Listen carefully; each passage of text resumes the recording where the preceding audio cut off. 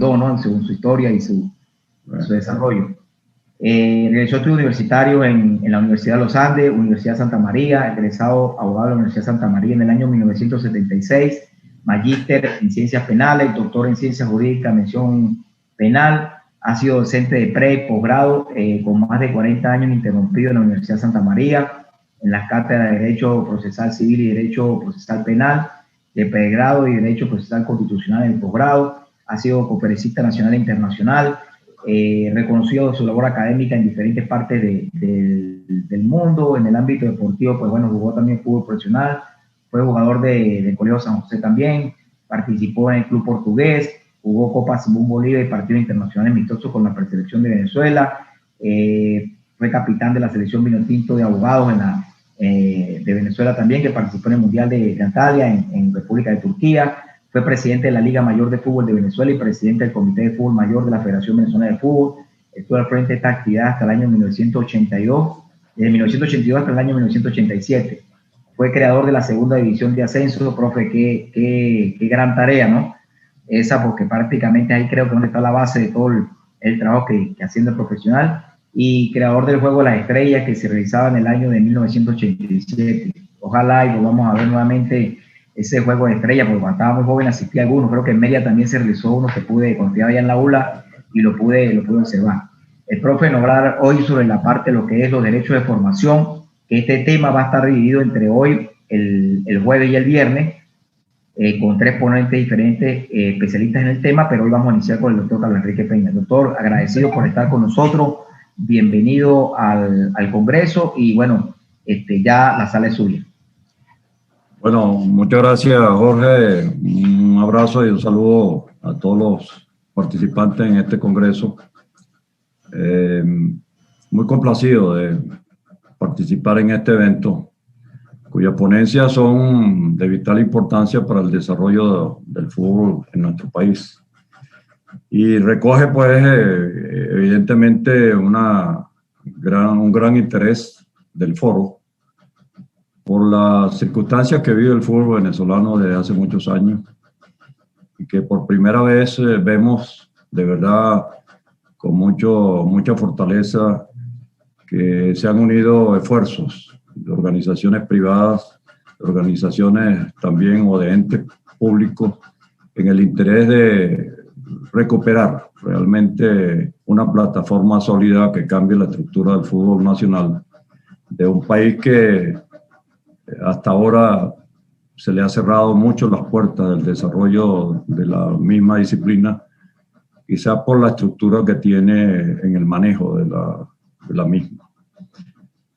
Este tema que se me ha asignado de los derechos de formación es un tema sumamente controvertible. Yo voy a tratar de ser lo más sucinto en el planteamiento de lo que he recogido por derecho comparado, de lo que en Venezuela y en diferentes países del mundo sobre el tema se ha establecido, sobre normativas que han venido históricamente pasando las páginas, que inicialmente se empezó a hablar de un derecho de retención, para después pasar a conceptos modernos como son los derechos de formación y los mecanismos de solidaridad. Y para concluir, después del desarrollo histórico de ese tratamiento que se le ha venido a esos conceptos, voy a tratar el tema que para mí es de muchísima importancia, quizás por la labor que están cumpliendo las academias hoy día en el mundo, en todos los países del mundo, unos de mayor cultura futbolística que la nuestra, pero que vemos con mucha preeminencia que en Venezuela se ha venido desarrollando de tal naturaleza que vale la pena sobre el tema conversar. Y ese es más o menos el esquema. Yo voy a empezar diciéndoles que el primer antecedente histórico que se conoce sobre el problema del derecho de retención ocurrió en el año de 1990 con un jugador del Real Fútbol Club Lieja de Bélgica, Jean-Marc Bosman. Este jugador, perteneciente al equipo de Bélgica, había llegado con 23 años de edad e intentó pasar al equipo Dunkerque de Francia. Y sin embargo, la institución belga no autorizó el traspaso del jugador a la entidad francesa porque este no había abonado una indemnización por lo que ellos llamaron un derecho de retención por la formación del jugador. Ese antecedente permitió que Bosman, como jugador afectado por la falta del pase o del traspaso a la liga francesa, acudió entonces a la jurisdicción ordinaria y lo hizo para lograr la libertad de acción, y tras 5 años de pelea pudo obtener un fallo que fue favorable y que allí empezó a cambiar la historia para el momento. Estamos hablando de los años 90, para que entonces la FIFA acatara en el año de 1996, después de 5 años de pelea, ese fallo de la jurisdicción civil ordinaria que permitió entonces que se le pagaran los derechos al Lieja de Bélgica, que había sido el formador de ese jugador Jean-Marc Bosman. Ese es el antecedente histórico más antiguo de lo que podemos hoy día recoger como en el desarrollo de este tema, y que modernamente modificó sus maneras de expresión. Ya se empezó entonces después de eso a hablar en el fútbol mundial del derecho de retención. Pero el 15 de diciembre del año 95, el Tribunal de Justicia de la Unión Europea falló en contra del derecho de retención, criterio que se venía manejando en el fútbol europeo, ya que ese derecho, como estaba establecido, vulneraba el derecho de la libre circulación de los trabajadores de la Comunidad Europea. Y entonces es a partir de ese hecho cuando deja de tener valor ese derecho federativo, imponiéndose sobre el derecho federativo de retención, el derecho laboral, que le daba vigencia más a los contratos de trabajo, que privaba en la decisión jurisdiccional laboral en Europa y que trataba de ponerle fin a ese derecho de retención. Producto de esa situación de carácter judicial, FIFA, para compensar a los clubes formadores de futbolistas, crea 2 instituciones: el derecho de formación y el mecanismo de solidaridad. Estos 2 conceptos son considerados como derechos que poseen las instituciones deportivas para cuidar su patrimonio, cuando un futbolista que fue formado como tal por su propio club es vendido o firma su primer contrato con otra institución. Entonces ello permitía que los clubes que trabajaron en la instrucción y educación y formación de ese futbolista desde los 12 años tenían absoluto derecho de percibir un resarcimiento por el trabajo de formación realizado y por los recursos invertidos en ese jugador, en la formación de ese jugador. Y es en el año 2001 cuando la FIFA realiza o crea un reglamento sobre el estatuto y la transferencia de jugadores. Los clubes contaban para la fecha con aquel desnaturalizado concepto anteriormente expuesto del derecho de retención, y que permitía entonces que los jugadores retuvieran la aprobación a los futbolistas registrados en sus federaciones nacionales, aunque no tuvieran contratos laborales vigentes con la institución, hasta que el equipo que lo pretendía no pagara los servicios al jugador con la aprobación que la institución que lo formó, lo registró,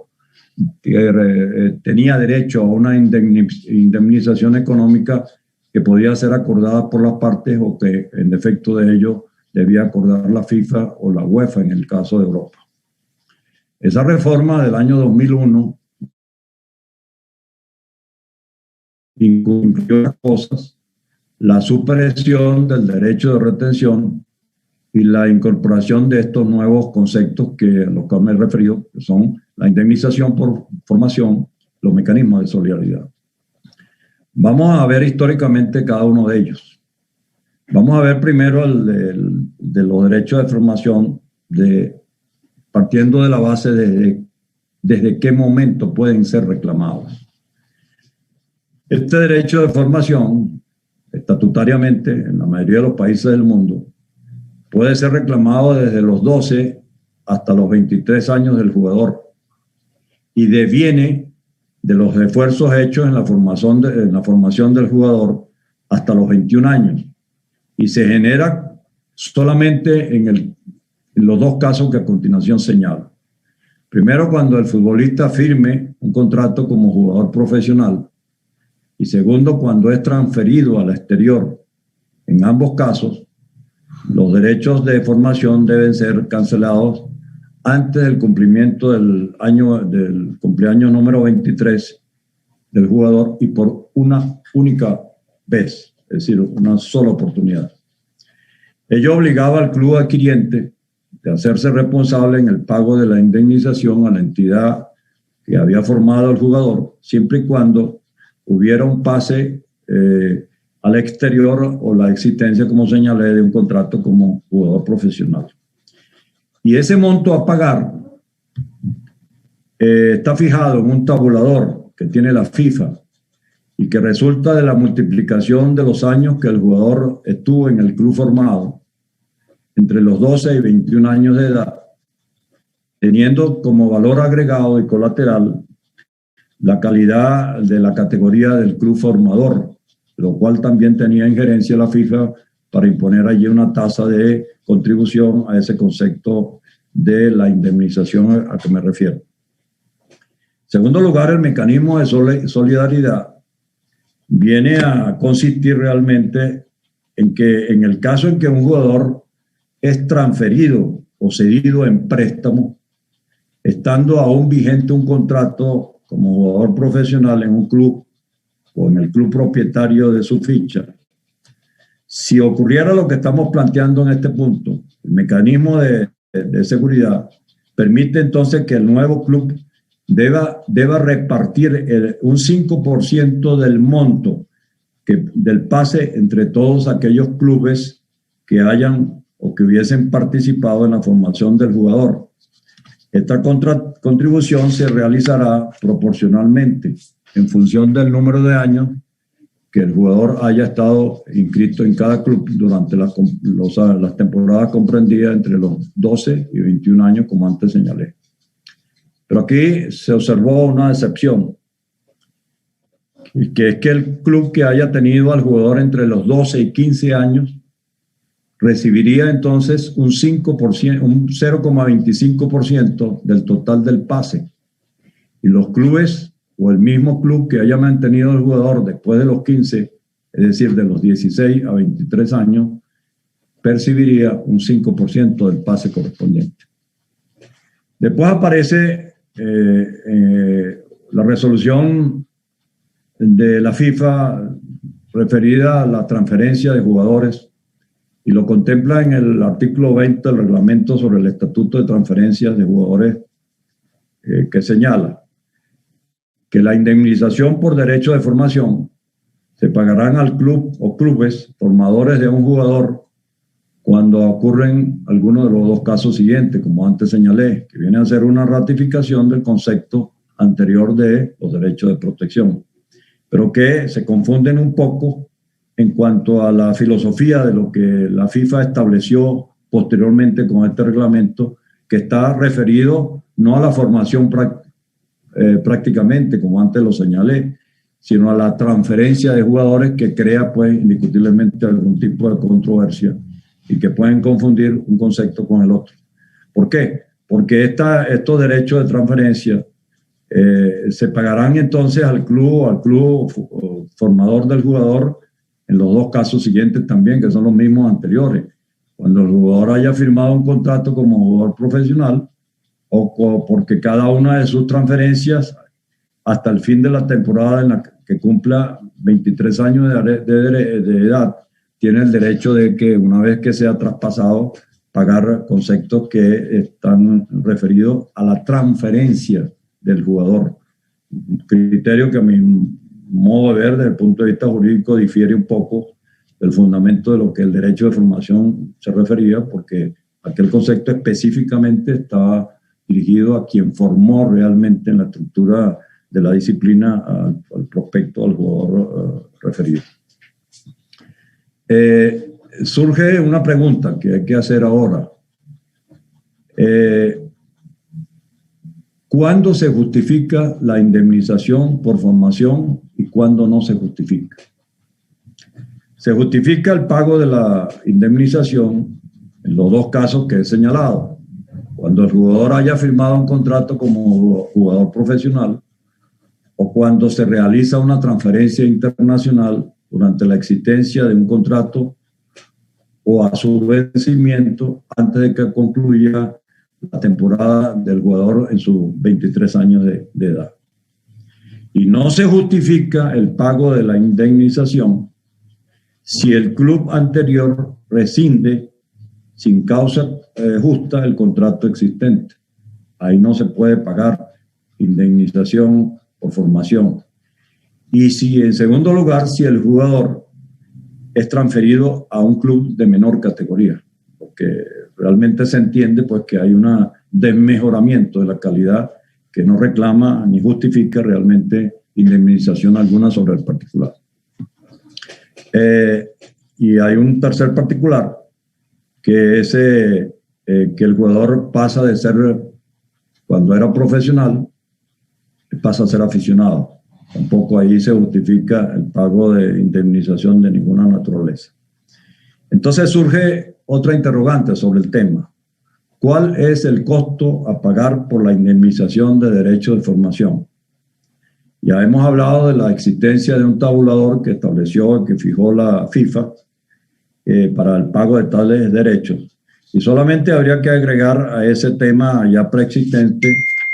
uno que viene a estar dado por la calidad de las inversiones de los clubes a los cuales pertenecen los jugadores. Porque debemos saber que a escala internacional la FIFA tiene también un escalafón de categorías de los clubes por sus propias estructuras, inversiones e infraestructuras de formación integral desde las categorías menores hasta la primera, a la segunda y primera división. Y eso va a incidir también en un valor agregado, como antes señalé, y que corresponde de manera colateral a los derechos de formación que puedan ser indemnizados. Existe una jurisprudencia en un caso que se ventiló ante el TAS, que es el Tribunal de Arbitraje Deportivo, que es necesario conocer sobre el tema del derecho a devengar indemnizaciones por formación. El caso de Autos se refiere al conflicto de derechos ventilados entre el llamado Calcio Catania contra el Montevideo Wanderers Fútbol Club en diciembre del año 2016. Este caso surge cuando Catania inscribe al jugador Juan Manuel Ramos en julio del 2014, mientras se encontraba en segunda división, por lo cual este club pretendía pagar solamente por concepto de indemnización, al ser traspasado por formación, 60.000 euros por año. Sin embargo, el jugador firmó su primer contrato profesional el 31 de enero del 2014, cuando el Catania se encontraba activo y jugando en la Serie A, debiendo pagar entonces, en vez de 60.000 euros, 90.000 euros por año. Este conflicto surgió porque el contrato fue firmado en enero, estando Catania en Serie A, pero fue registrado en julio, en el momento en que dicho club había descendido a la segunda división. De tal conflicto surgió un laudo arbitral que determinó que el nacimiento de la indemnización correspondía desde la fecha en que se había suscrito el contrato entre el jugador y el club cedente, que fue el 31 de enero del 2014. Pasamos entonces a otro aspecto. ¿Dónde debe recurrirse para reclamar la indemnización por derecho de formación? Es unánime la interpretación que se le ha dado a este tema, porque la FIFA ha establecido que toda reclamación debe tramitarse por ante el llamado Transportation Management System de la FIFA, el cual estableció una subcomisión específica nombrada por la Cámara de Resolución de Disputas para resolver lo antes posible los conflictos de indemnización por formación de jugadores. Quiero referirme entonces a continuación sobre el tratamiento que algunos países de mayor cultura deportiva que el nuestro ha producido sobre el tema de la compensación y de los derechos de formación de los futbolistas. Voy a empezar de manera muy sucinta con el caso de Argentina. El caso de Argentina contempla sus reglamentos de compensación por la formación de jugadores jóvenes aprobados por el Comité Ejecutivo de la AFA en el año 2018. Tiene un campo de aplicación para todos los clubes afiliados directo o indirectamente a la AFA y señala fundamentalmente lo que ellos llaman indemnización por formación y que se abonará a cada club o clubes formadores de un jugador cuando éste firme su primer contrato como jugador profesional antes de que finalice la temporada del año de cumplimiento de 23 años de edad. Y procederá siempre y cuando haya habido un traspaso de carácter oneroso entre clubes de la misma entidad. En España, el tema lo contiene el artículo 14.1 del Real Decreto número 1006 de 1985,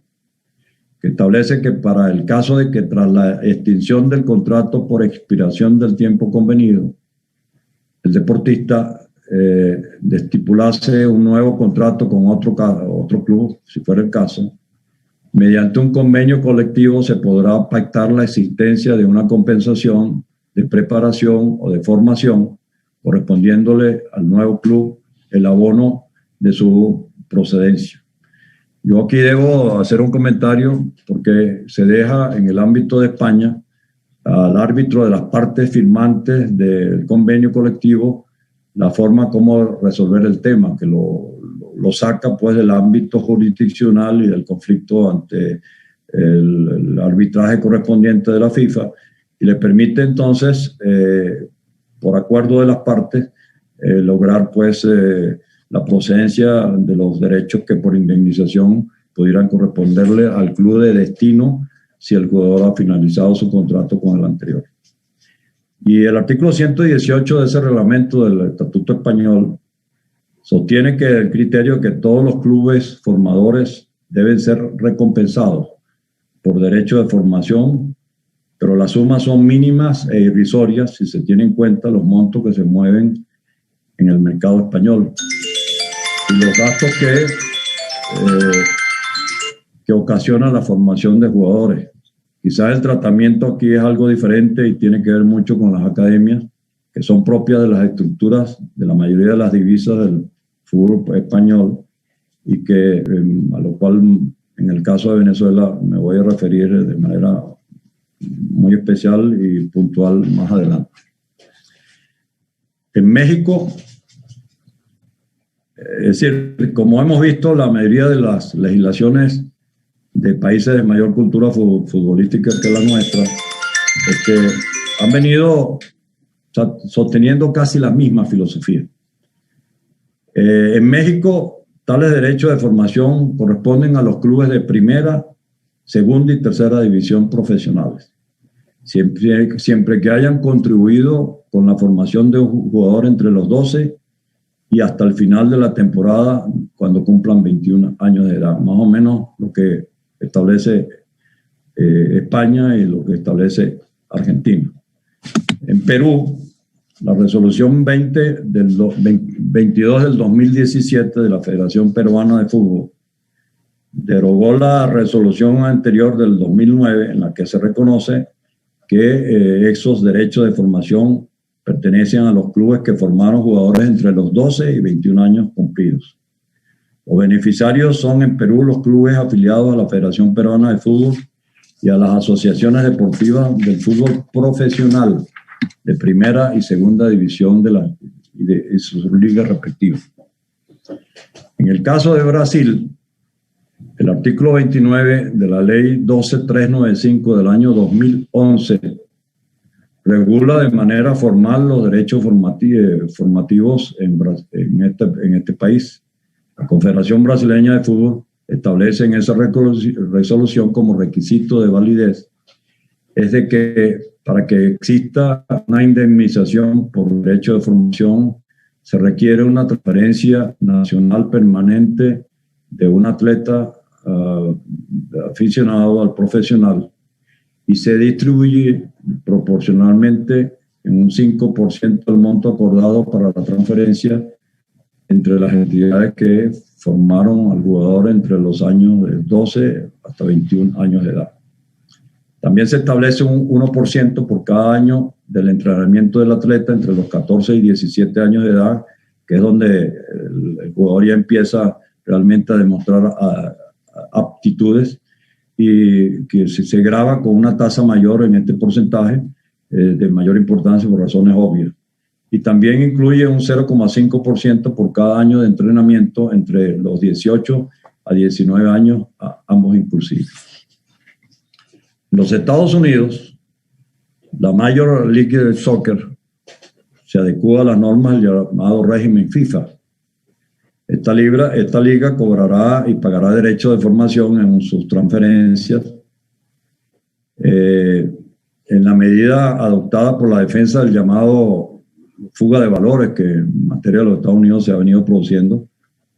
En muchos casos ocurrieron que jóvenes promesas del fútbol norteamericano firmaron contratos con clubes de Europa, viéndose así afectados los clubes de la Liga Americana, que venían desarrollando grandes inversiones en estructuras organizativas e infraestructuras de estadios realmente extraordinarios, de valores incalculables. Y esta decisión de la MLS es a proteger las compensaciones que en justo valor le corresponden a quien formó jugadores. Debe recordarse que la MLS no está afiliada a la FIFA, que está afiliada a la FIFA el US Soccer como Federación Nacional. Y ahora voy a tratar el caso de Venezuela. El caso de Venezuela es muy particular, porque así como hemos recogido las experiencias de algunos países, como hemos señalado, de mayor cultura futbolística que el nuestro, Venezuela le da un tratamiento muy particular al tema de los derechos de formación. Basta observar la resolución que sale en el año 2012 sobre el tema, que para mí nunca se aplicó y que trataba de mantener de manera muy elemental ese llamado derecho de formación. Y es por eso que surge en el año 2019 un resuelto del directorio de la Federación que viene a darle un tratamiento más específico al tema de los derechos de formación. Y ese derecho, esa resolución señala, entre otras cosas, lo más importante, que el jugador comprendido entre los 12 y 15 años cumplidos que juegue en un club registrado en la Federación Venezolana de Fútbol, que sea traspasado a un equipo de categoría nacional, entiéndase entidad profesional, ese traspaso generará derechos de formación valorados en 200 unidades tributarias convertibles de la Federación Venezolana de Fútbol. Estas unidades deben ser multiplicadas por 3.000 bolívares soberanos de acuerdo a la resolución del año 2019 del ente federativo. Cuando el jugador esté comprendido entre los 16 a 21 años cumplidos, que pertenezca a un club aficionado, pero registrado en la Federación Venezolana de Fútbol y sea traspasado a un club de categoría nacional, generará automáticamente derecho de formación en primera división de 2.500 unidades tributarias convertibles y en segunda división de 1.250 unidades tributarias convertibles, ya sea que el jugador suscriba o no contrato. Estas cifras pueden ser revisadas cada temporada con el incremento del índice del precio al consumo. No habrá derecho a indemnización por formación cuando la transferencia de jugadores se haga entre clubes profesionales, salvo convenios o contratos debidamente registrados en la Federación Venezolana de Fútbol. Y aquí hay un punto que merece un comentario muy particular, que no la tiene ninguna de las federaciones del mundo. El 10% de lo pagado por derecho de formación debe ser retenido a favor de la asociación respectiva para ser destinado a programas de desarrollo formativos. Por último, señala la resolución que en el caso del traspaso de un jugador profesional a un club aficionado, dicho traspaso no generará derecho de formación alguno. Yo quiero sobre este punto hacer un comentario muy particular. Yo, por mi formación futbolística de los 6 años,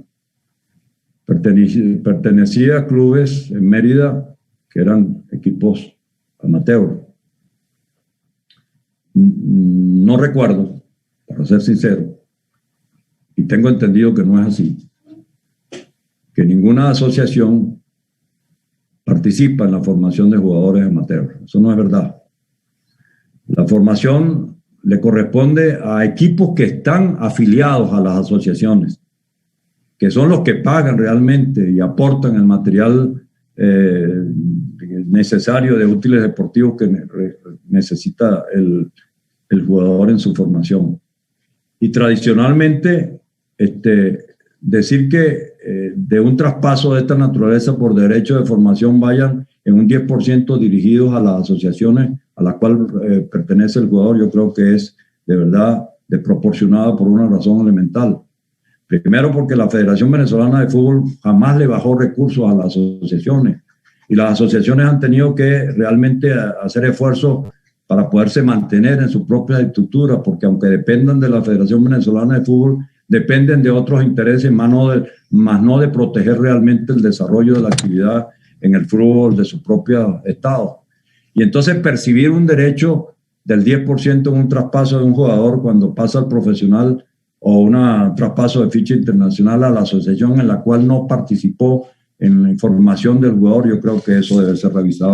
con todo respeto, no para conculcar derechos de nadie, sino para que se le den realmente a quien corresponde. Y además de eso, a la Federación Venezolana de Fútbol también le corresponde un porcentaje de ese monto. La Federación Venezolana de Fútbol no forma jugadores. La Federación Venezolana de Fútbol mantiene selecciones que en otro ámbito tienen asignados recursos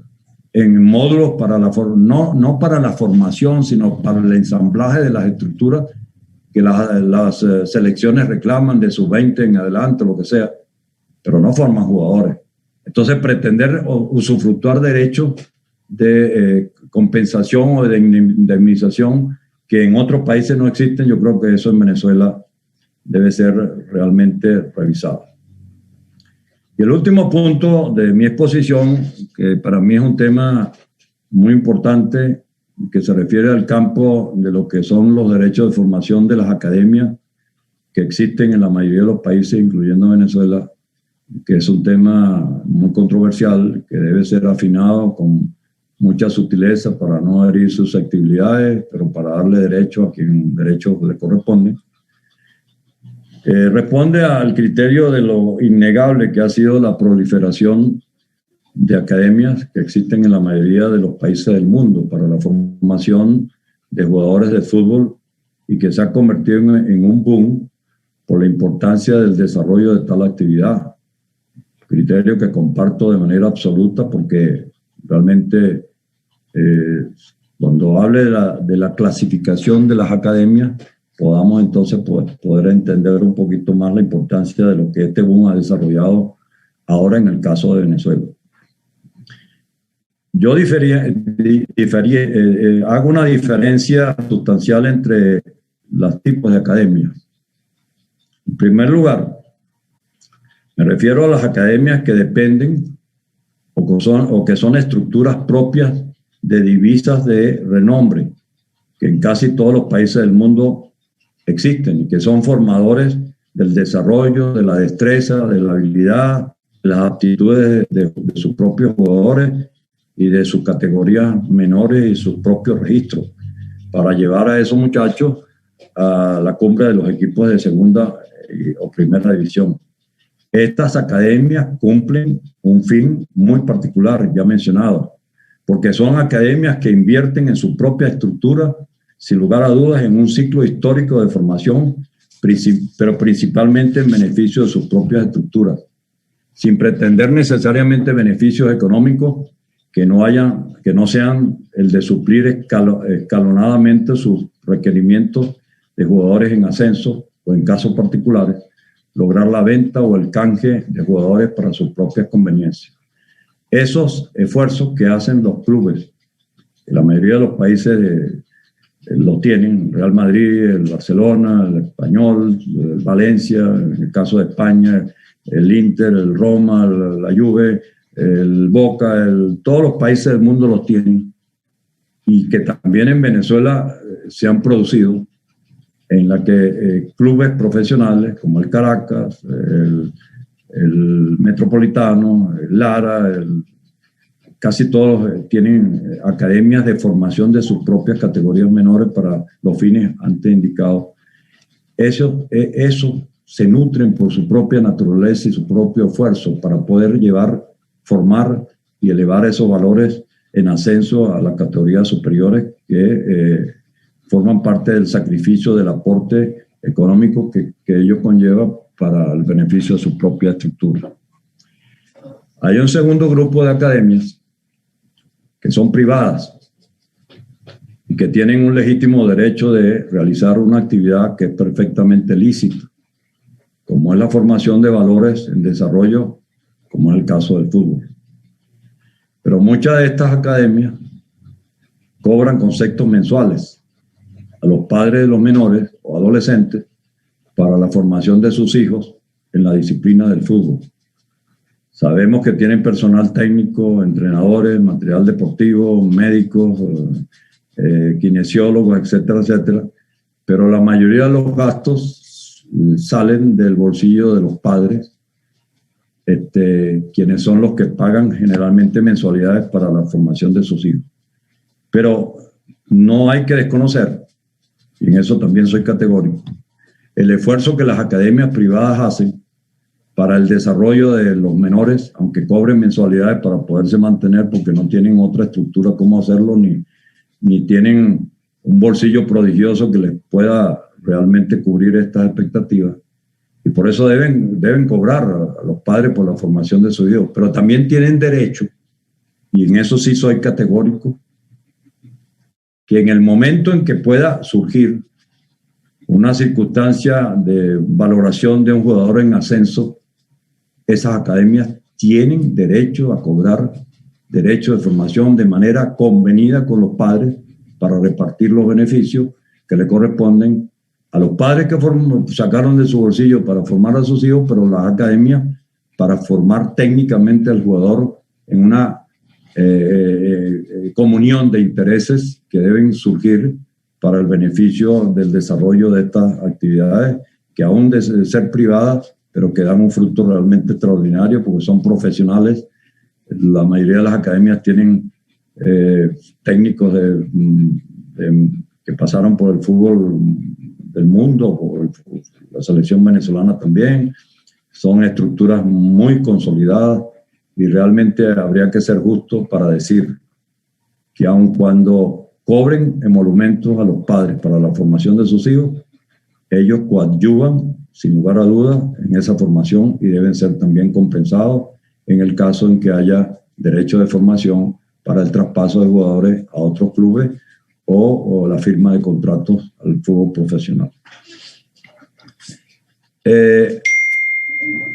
¿Qué pasaría en el caso en que surja de la actividad en desarrollo que cumple una academia y que una figura que pueda ser pretendida por algún club nacional o del exterior?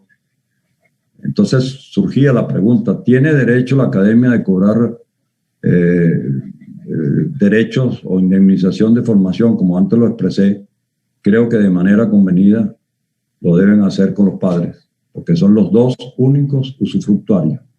Ni la federación, ni la asociación, sino los padres y las academias privadas que formaron a esos jugadores.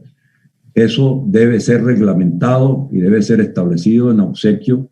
de quienes hacen un esfuerzo técnico y profesional para poder desarrollar esta disciplina que nos ha dado en los últimos años mucha gloria en el fútbol mundial. sabemos que también existen academias que tienen fines de lucro. Eso es en el campo del trabajo social, son asociaciones o fundaciones sin fines de lucro y que están autofinanciadas y no comportan una carga para la familia. Ese tipo de academia, pues, le corresponderá realmente a quienes sostengan realmente el soporte financiero, que no se le traspase a los padres, pero que cumplen una función de formación a quienes pudieran tener eventuales derechos en ese ciclo de formación a lo cual me he referido anteriormente, para que de manera justa se traspasen los derechos de formación a quien realmente ejerció el esfuerzo de formación, de crecimiento, de desarrollo, de actitudes y lograr obtener cada día mejores jugadores. Yo, que jugué fútbol amateur y después jugué fútbol profesional y he visto el desarrollo y fui presidente de la Liga Mayor de Fútbol de Venezuela, del Comité de Fútbol Mayor de Venezuela. He visto el desarrollo de esta disciplina y yo les voy a decir con muchísima propiedad que en los últimos años la proliferación de academias de carácter privado a las que me he referido anteriormente le han dado un auge realmente muy importante a la formación de nuestros jóvenes.